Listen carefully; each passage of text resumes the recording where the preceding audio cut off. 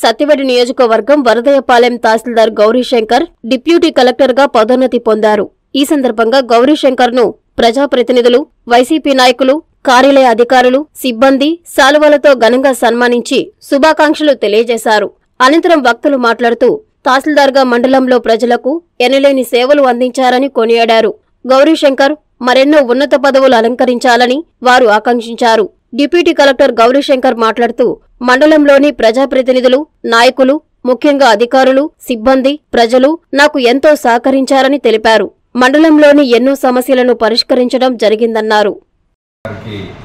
Deputy కలెక్టర్గా promotion రావడం మండలంలో అందరూ కూడా చాలా సంతోషంగా భావిస్తున్నారు.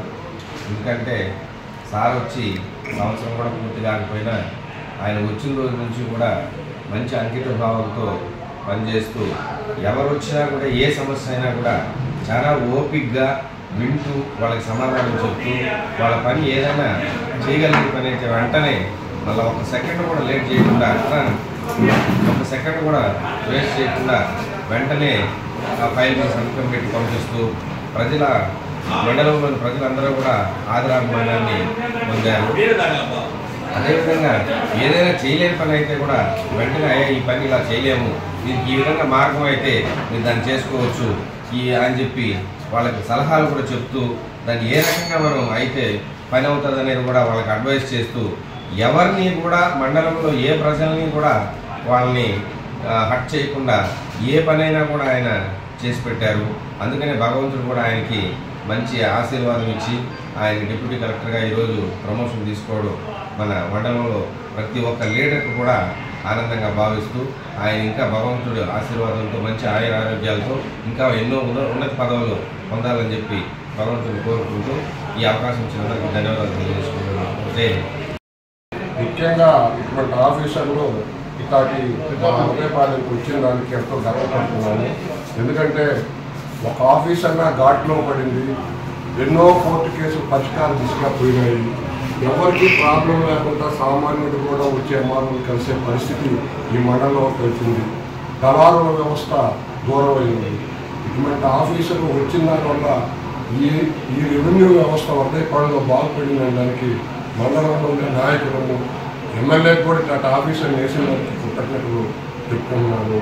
ఇంకా ఏదో ఒక విధంగా మళ్ళా మన సేవల్లోనే ఉండేటట్టుగా అవకాశం కల్పిస్తే ఆ దేవుడిని అలా కోరుకుంటున్నాను. ఇక్కడే ఏదో ఒక రూపంలో ఆ ఉన్నతమైన పదవి కూడా మా చుట్టుపక్కలే ఉండే విధంగా తీసుకొస్తానని ఆశిస్తూ నాకు డిప్యూటీ కలెక్టర్గా ఉద్యోగం రావడం జరిగింది. మండల నాయకులందరూ కూడా అంటే చాలా బాధపడుతున్న సరైన బ్రహ్మదృష్టిని కూడా చాలా ఆనందం వ్యక్తం చేశారు. ఎంతోమంది నా తెలియని నెంబర్తో కూడా నాకు వచ్చి అతను కంగ్రెట్ చెప్పి సార్ నేను సార్ పలానా అని చెప్పి కంగ్రెట్ చెప్పడం జరిగింది. ప్లస్ నాయకులందరూ కూడా నేను చేసిన 1.5 yearలోన అందరూ సహకరిస్తూ నాకు తోచిన విధంగా అంటే ఈ పని అవుతుందని అవుతుంది, లేకపోతే లేదంటే వాళ్ళు అర్థం చేసుకొని ఎటువంటి ఇది లేకుండా మళ్ళీ ఏదైనా ఉంటే చెప్పండి సార్ అని చెప్పి రావడము, మళ్ళీ నాకు తోచిన విధంగా నేను చెప్పడం జరిగింది.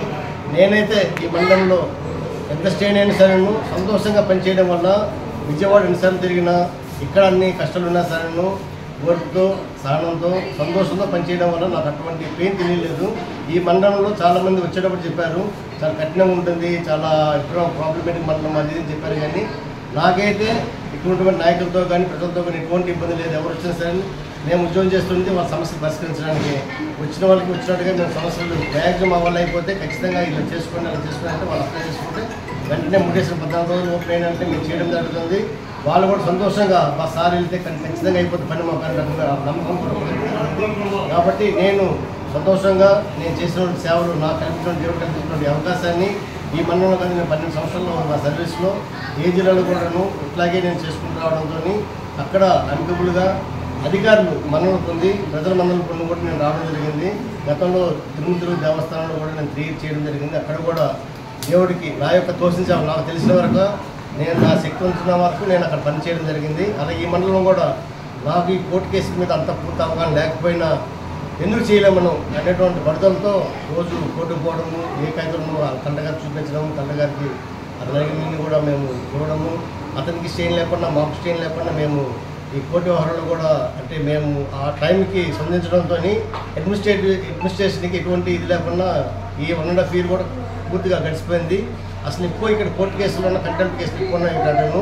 ఈ కంటెంప్ట్ కేసుల విషయంలో ఖచ్చితంగా చాలా ఇబ్బంది పడతారు. కలెక్టర్ గారు ఇబ్బంది పడితే కింద తహసీల్దార్లు ఆర్డీఓలు కూడా ఇబ్బంది పడతారు. అటువంటి ఇబ్బందులు లేకుండా మేము సరైన సమయంలో కాగితాలు వేయడము, అప్పీల్ వేయడము, లేదా డివిజన్ పిటిషన్ వేయడము, లేదా దానికి సంబంధించినటువంటి కౌంటర్లు వేయడము, ఇన్ టైం ఉన్న జీపీ గారు చెప్పడం, జీపీ గారికి వెళ్ళడము, ఏదో కింద మీద పడి మేము చేయడం జరిగింది. అలాగే ఈ మండలంలో నాయకులందరూ కూడా సహకరించారు. అందరూ కూడా ధన్యవాదాలు. మరియు ఈరోజు నా యొక్క నేను ఏదో సీసీఎల్కి చిన్న పనులు చేసినాము కానీ వాళ్ళకు ఉన్నటువంటి కంపెనీ కూడా ఫండ్స్ అడిగితే ఖచ్చితంగా మీకు చేపిస్తామని చెప్పేసి అతను మాకు ఒక 20 lakhs శాంక్షన్ చేసి కొత్త బిల్డింగ్కి కూడా ఇవ్వడం జరిగింది సీసీఎల్ కంపెనీ. కాబట్టి మాకు ఎంతో నాకు సంతోషంగా ఉన్నది. నా పీరియడ్లో నేను ఒక బిల్డింగ్ కట్టిస్తున్నాను. అలాగే నాయకులు కూడా నాకు ఎంతో సహకరించి చేస్తున్నాను. కాబట్టి అందరూ ధన్యవాదాలు తెలియజేస్తూ ముగిస్తున్నాను. Thank you.